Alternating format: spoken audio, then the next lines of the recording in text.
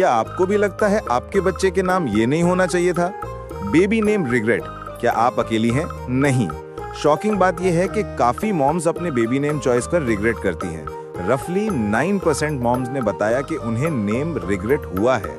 हर parent की situation different होती है, लेकिन कुछ कॉमन रीजंस हैं जिसकी वजह से ये फीलिंग आती है। 450 से ज्यादा पेरेंट्स पर किए गए बेबी सेंटर सर्वे के मुताबिक हर 10 में से एक मॉम चाहती है कि काश उन्होंने अपने बच्चे के लिए कोई और नाम चुना होता।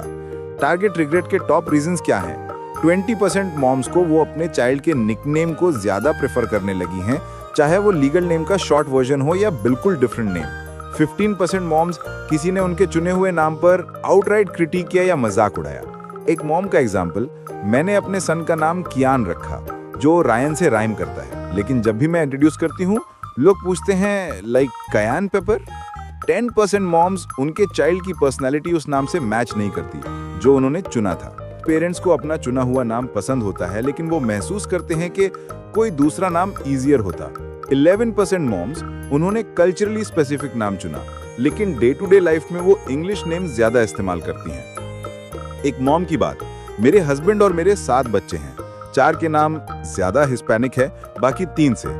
मुझे उनके नामों पर रिग्रेट नहीं है, पर काश वो थोड़े मोर फेमिलियर होते। 6% मॉम्स तो यहाँ तक चली गई हैं कि उन्होंने अपने बेबी का फर्स्ट या लास्ट नेम लीगली चेंज कर दिया। कब होती है ये रिग्रेट की फीलिंग? अगर आप प्रेग्नेंट हैं और नाम चूज करने से नर्वस हैं, तो जान ले कि नेम रिग्रेट का रिस्क वक्त के साथ कम हो जाता है। 15% मॉम्स को इन्हें डिलीवरी के 1 महीने के अंदर रिग्रेट हुआ। 21% मॉम्स को इन्हें पहले साल के दौरान रिग्रेट हुआ। 6% मॉम्स को इन्हें चाइल्ड की फर्स्ट बर्थडे के बाद ये फीलिंग्स आई। इसके बाद सिग्निफिकेंटली ड्रॉप हो जाता है। गुड न्यूज, नेम रिग्रेट हमेशा परमानेंट नहीं होता। जैसा कि बेबी सेंटर की एक मॉम ने बताया, मुझे अपने तीनों बच्चों के लिए ये फीलिंग आई थी, पर इवेंचुअली मुझे लगा कि उनका नाम उनको सूट करता है और मैं फिर से एंजॉय करने लगी।